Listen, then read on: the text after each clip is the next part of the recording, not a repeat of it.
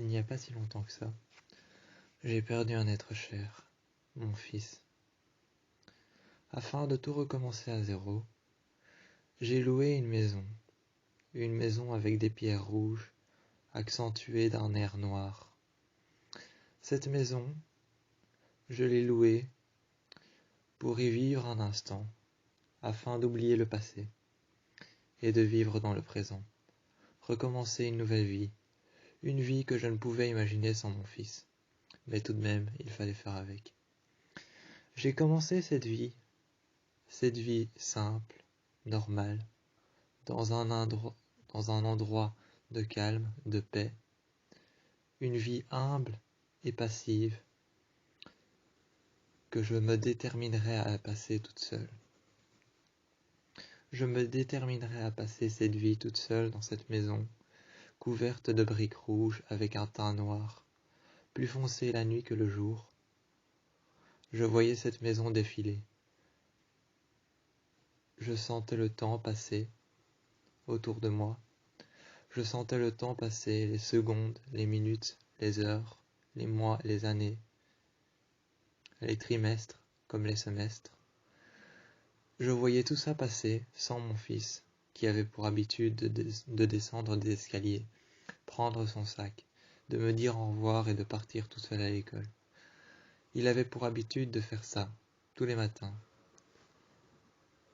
Mais je voyais les semaines, les années, les minutes et les secondes passer, sans que mon jeune fils, mort dans un incendie, dévale les escaliers avec son sac, tout en me disant au revoir et en partant à l'école. J'étais seul dans cette maison, jusqu'au jour où je me suis rendu compte que certaines choses n'allaient pas comme il le fallait. Certaines portes se mettaient à grincer alors que je les avais fermées à double tour. Certaines fenêtres se mettaient à s'ouvrir alors que je les avais fermées elles aussi à double tour. Certaines portes s'ouvraient et se claquaient. Pendant un instant, j'ai commencé à paniquer. Lorsque je me suis habitué, je me suis dit ce pourrait être mon fils qui me passe un message ou qui essaye de me dire quelque chose. Mais un soir, je me souviens avoir entendu un appel téléphonique. Lorsque j'avais répondu au téléphone, j'avais pris mon GSM en main, j'avais répondu au téléphone, et c'est là, à cet instant précis, que j'ai su que c'était mon fils qui me passait un message. Je n'ai jamais cru en tout ce qui était l'au-delà, le paradis ou l'enfer. Je n'ai jamais cru en toutes ces choses, ces croyances qu'on invente pour se rassurer après la mort. Je n'ai jamais cru en ça, mais là j'ai su que c'était mon fils, car parmi les 1000 voix que j'ai pu entendre dans cette maison, je l'ai reconnu, c'était la sienne. Par-delà le fil du GSM, par-delà ce qui nous séparait, la distance, le temps, les mois, les années, j'ai su que ce soir-là, lorsque j'ai reçu cet appel téléphonique, c'était mon fils qui me parlait. Je l'ai entendu. Je l'entendais rire, rigoler, et derrière moi, j'entendais cette voix qui me soufflait à l'oreille. « Maman, aide-moi, viens me chercher, s'il te plaît. Je me sens seul ici, je voudrais te voir, je veux revoir le chien, je veux revoir ton visage, je veux être avec toi. » J'entendais cette voix me murmurer que mon fils était en danger. Cette voix qui ressemblait pratiquement à la sienne, qui était pratiquement la sienne. Et derrière lui, j'entendais des rires, comme pour me rassurer du fait que là où il était en sécurité. Je ne me sentais pas en sécurité dans cette maison, mais pourtant j'y suis resté, car je savais que si j'y restais, je pourrais avoir de l'influence par rapport à mon fils et par rapport à cette maison, qui influencerait le fait que je vive plus seul, mais avec la présence de mon fils. Je vivrais seul, mais avec mon fils.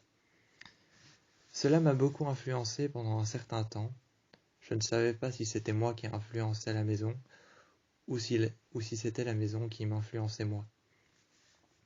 Un certain temps, je me suis posé la question, jusqu'au jour où un soir, je m'étais préparé un thé, je m'étais allongé dans le fauteuil, tout en regardant la télévision qui était allumée.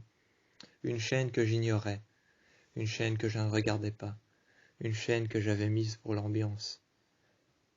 Je voulais mettre de la vie dans cette maison qui était vide, alors j'avais allumé la télé.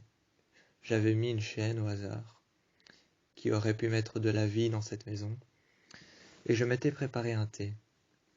Soudainement, lorsque je me préparais un thé, je remarquai que le thé coulait de plus en plus rouge. De plus en plus rouge il coulait. Je me suis alors préparé la tasse, j'ai versé le thé à l'intérieur, et je suis arrivé dans le salon. Lorsque je suis arrivé dans le salon, j'ai remarqué que ce n'était plus du thé dans ma tasse, mais que c'était du sang. J'ai donc regardé attentivement. Surprise, j'ai lâché la tasse, qui a atterri par terre et s'est confrontée au sol, se brisant en des fragments et des millions de fragments. La tasse s'est brisée et le sang a coulé. Je me suis demandé si c'était mon fils qui essayait de me faire passer un message ou qui jouait avec moi. Ce pourrait être quelque chose d'autre, mais je ne pouvais pas concevoir que quelque chose d'autre s'amusait avec moi et s'amusait à combattre ses peurs ou à me manipuler par rapport à mon fils qui est mort. J'essayais pertinemment de combattre mes peurs, de combattre le fait que mon fils ne soit plus là. J'essayais de faire ça, mais je n'y arrivais pas. De l'extérieur, la maison, la nuit, paraissait de plus en plus sombre. Je me souviens des gouttes d'eau qui ruisselaient la nuit contre la vitre, qui faisaient apparaître des sortes de formes géométriques qui coulaient le long de la vitre.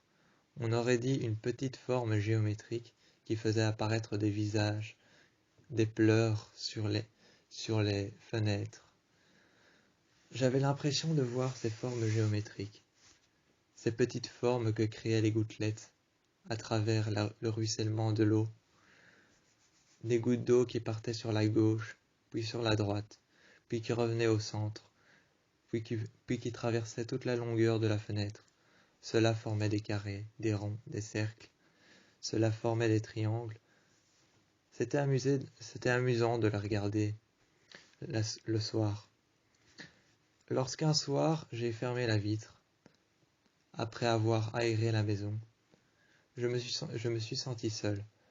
Et c'est à l'instant, lorsque je me suis senti seul, à cet instant même, je me suis assis sur le fauteuil, avec une seconde tasse de thé en main. Et j'ai remarqué que la télévision que j'avais allumée s'était mise sur une autre chaîne. Je remarquai que ce qu'il passait n'était pas la chaîne que j'avais choisie, mais l'accident concret de ce qui est arrivé à mon fils. Concrètement, ce qui est arrivé à mon fils ce soir-là arrivait sous forme de chaîne de télévision, sous forme de vidéo à travers la télévision que je regardais. Sous forme de vidéo, je voyais l'incendie dans lequel est mort mon fils. Je voyais contre l'écran de la télé des mains frappées, des bras qui s'éloignaient, qui s'avançaient, comme si on le tirait de force par les jambes. Je voyais ses mains s'éloigner, atterrir dans la fumée, partir au loin. Je voyais qu'il revenait à la charge pour frapper contre l'écran, comme s'il voulait que je sorte de là, comme s'il était coincé dans un enfer dans lequel il ne pouvait se protéger, dans lequel il ne pouvait s'échapper. Pertinemment, je me suis ôté du fauteuil, je me suis assis par terre et j'ai regardé l'écran pendant des heures et des heures. À mon tour, j'ai commencé à frapper et à frapper encore et encore contre la vitre. Je lui ai dit, je lui ai promis, je lui ai crié que je sortirais de là, que je ferais quelque chose pour qu'il me revoie, pour qu'il puisse revoir la maison, pour qu'il puisse revoir son chien, pour qu'il puisse me revoir, pour qu'il puisse voir mon visage. Je me suis promis, je me suis fait la promesse et j'ai eu la certitude qu'à cet instant même, je libérerais mon fils de l'emprise de cette maison. Je savais que cette maison avait quelque chose à voir avec les meurtres de mon fils. Je ne savais pas en quoi était dû l'incendie, car on n'avait pas déduit s'il était meurtrier ou s'il était volontaire. Personne ne savait si c'était un incendie volontaire ou meurtrier, ou encore même un accident. Personne ne le savait, mais je savais que moi, j'allais libérer mon fils de l'emprise de cette maison. Le soir, je suis donc allé me coucher, et ensuite, j'ai su que c'est le soir, lorsque la maison s'assombrissait, et que les gouttelettes formaient de formes géométriques et des visages sur la fenêtre, que tout allait s'accentuer. Ce soir-là, ce soir même, j'étais debout dans la bibliothèque. Je réfléchissais à comment était-il possible que les meurtres de mon fils étaient arrivés sur la télévision le soir même où je buvais du thé, en réfléchissant à comment avait-il pu y laisser sa vie.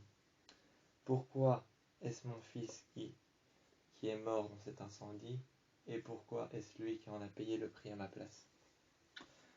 Ce soir-là, je réfléchissais à cette question que je me posais devant la télévision. Pourquoi j'ai vu ces meurtres? Pourquoi j'ai entendu ces cris? Pourquoi j'ai vu le visage et aperçu la fumée de l'incendie à travers la télé? Pourquoi je l'ai vu? Quelles étaient les influences et les décisions qu'allait prendre cette maison à ma place? Quelles étaient les décisions que moi j'allais prendre pour y remédier? Ce soir-là, j'étais dans la bibliothèque. Je cherchais des réponses. Et ce soir-là, je suis arrivé devant un livre de Charles Baudelaire. Je le lisais attentivement, je faisais les 100 pas et je réfléchissais. Page après page, chapitre après chapitre, poème après poème, mot après mot. Je lisais les phrases, je réfléchissais aux textes, je passais les textes et je réfléchissais entre les lignes à ce que ça pouvait bien dire. Je me demandais encore et encore pourquoi Charles Baudelaire écrivait autant de poèmes si tristes, si philosophiques et si sombres. J'ai donc percuté alors que cette maison n'avait aucune influence sur moi, ni même moi aucune influence sur elle, mais que mon fils était sûrement quelque part ici. Et j'ai donc décidé ce soir-là d'arrêter de lire du Charles Baudelaire. Essayons de retrouver des réponses sur Internet, partout, à peu près partout dans la maison. J'ai donc été plus tard quelque part où je pouvais peut-être trouver une réponse. J'ai été sur Internet, chercher des endroits qui pouvaient me donner des réponses par rapport à ce que je vivais. Tous les soirs, je me souviens que lorsque j'allais dormir, j'entendais une porte se claquer. Elle se claquait aussi brusquement que le vent pouvait atteindre une vitesse de 170 km/h et faire tomber un arbre. Elle se claquait, elle se réouvrait. Elle restait ouverte pendant quelques années. Elle restait ouverte pendant quelques années, quelques ans, quelques minutes parfois. Parfois elle restait ouverte pendant un an, mais le temps semblait si infime et si peu présent que j'y perdais la notion de temps. Je ne savais pas si cette porte était ouverte pendant 1 an, 2 ans, 3 ans, des années, des siècles ou des mois, voire des minutes et des jours. Je ne savais pas si cette porte était ouverte autant qu'il le fallait pour que je puisse y passer. Mais cette porte était ouverte. Quelque temps après, elle commençait à grincer, à se fermer. Toute seule, elle grinçait et faisait un bruit atroce qui résonnait dans tous les couloirs. Lorsque je l'entendais grincer et qu'elle était à l'autre bout du couloir, je pouvais l'entendre comme si elle était à côté de moi. Ce soir-là, je suis allé me coucher. J'ai fermé la porte et j'ai mis une chaise devant, essayant de faire en sorte que cette porte ne se réouvre pas pendant la nuit. Et je me suis endormi. Lorsque je me suis endormi, j'étais d'abord endormi. Je suis passé d'un sommeil profond à un sommeil paradoxal. Lorsque j'étais dans le sommeil paradoxal, je ne rêvais de rien. De rien. Pourtant, j'avais vu beaucoup de choses en lien avec mon fils. Et comme je savais comment fonctionnaient les rêves, je me disais que peut-être j'allais rêver de lui et trouver des réponses à travers ce que je rêvais. Mais malheureusement, la maison en a décidé autrement. Je ne rêvais pas, je ne faisais pas de cauchemars. Je n'avais ni même l'impression de rêver, ni même l'impression d'être éveillé. Quand j'étais éveillé, j'avais l'impression de dormir. C'était comme un cauchemar éveillé finalement, être ici. Être ici, c'était comme un cauchemar éveillé. Je me souviens qu'un soir, je me suis réveillé en sursaut, criant le plus fort possible, le nom de mon fils qui résonnait à travers toute la maison, du toit jusqu'à la penderie, de la penderie jusqu'au rez-de-chaussée. Ma voix faisait grincer les murs et craqueler le parquet. J'ai crié le nom de mon fils. Théo! Théo! Théo! Encore et encore. J'ai crié son nom. Je criais son nom encore et encore, faisant craqueler le parquet, faisant trembler les murs, faisant résonner le grenier, faisant un écho dans toute la maison. J'ai crié son nom, encore et encore, et j'ai su que ce soir-là j'avais rêvé de lui. Je ne me rappelais d'aucune image, d'aucun passage de mon rêve, de rien, je ne me rappelais de rien. J'ai donc fait des recherches sur les rêves éveillés. Je n'ai rien trouvé. Ni même un petit article d'une jeune femme qui aurait pu un jour faire un rêve éveillé à propos de quelqu'un ou de quelque chose. Je n'ai rien trouvé. Mais ce soir-là, je me suis endormi. Et ce soir-là, j'ai rêvé. J'ai rêvé de mon fils. Je l'ai vu, heureux comme jamais, descendre les escaliers, dévaler la porte d'entrée, dévaler l'escalier avec son sac à la main. Je l'ai vu me dire au revoir. Je n'ai pas entendu sa voix, mais je le voyais. Ça me suffisait amplement de le voir me dire au revoir. Je n'entendais pas sa voix, ce n'était qu'un rêve.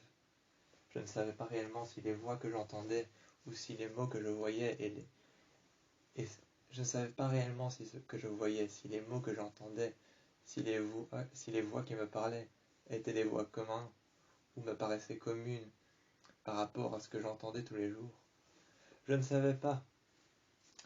Mais ce soir-là, j'ai rêvé. Le lendemain matin, je me suis tout de suite précipité sur une feuille de papier que j'ai aplatie sur le bureau. J'ai été chercher la première plume, le premier encrier. J'ai pris de l'encre, j'ai pris ma plume et j'ai commencé à écrire tout ce dont j'avais rêvé, tout ce dont je me rappelais, tous les mots qui m'avaient été dits dans mon rêve, tout ce que j'avais vu, tout ce que j'avais pu percevoir, tout ce que j'avais pu entendre. J'ai commencé à l'écrire.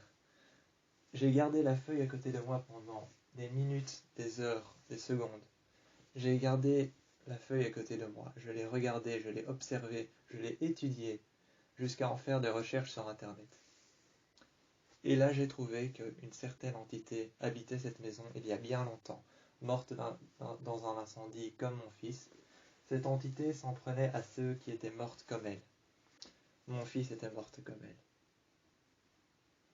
Mon fils était donc mort comme elle, morte de la même manière de mon fils. Elle s'en prenait à mon fils et s'en prenait à celle qui était pas. Et s'en prenait à celle qui avait un lien par rapport à la personne qui est morte comme elle. J'avais un lien avec cette personne. Ce lien était mon fils. La mort de mon fils était dans un incendie. La mort de cette entité était dans un incendie. J'étais sa mère, j'avais un lien avec mon fils. Donc évidemment, le lien maternel est plus fort que jamais. Ce qui faisait en sorte que cette entité a décidé de s'en prendre à moi. S'en prenant à moi et s'en prenant à la mort de mon fils, elle reproduisait des passages qui m'étaient pertinemment insalubres par rapport à ce que je voyais lorsque j'entendais mon fils. Elle reproduisait encore et encore la mort de mon fils. Un soir, je me suis endormi, espérant qu'en fermant les yeux, je ne voyais plus et je n'entendais plus cette entité. Et j'ai entendu la porte s'ouvrir. Elle grinçait, elle faisait un écho à travers le plancher et résonnait à travers les murs. J'ai entendu cette porte grincer, résonner à travers la maison, le grenier, le rez-de-chaussée, toutes les pièces possibles. J'entendais le parquet craqueler, comme si une personne s'avançait. Je me suis donc réveillé et j'ai vu des pas de sang, avancer vers mon lit. J'entendais le parquet craqueler comme si quelqu'un marchait, mais je ne voyais personne. Juste des pas avancer vers moi, des traces de pieds recouverts de sang qui avançaient vers mon lit. Et là, je l'ai entendu. Je vais remplacer ton fils.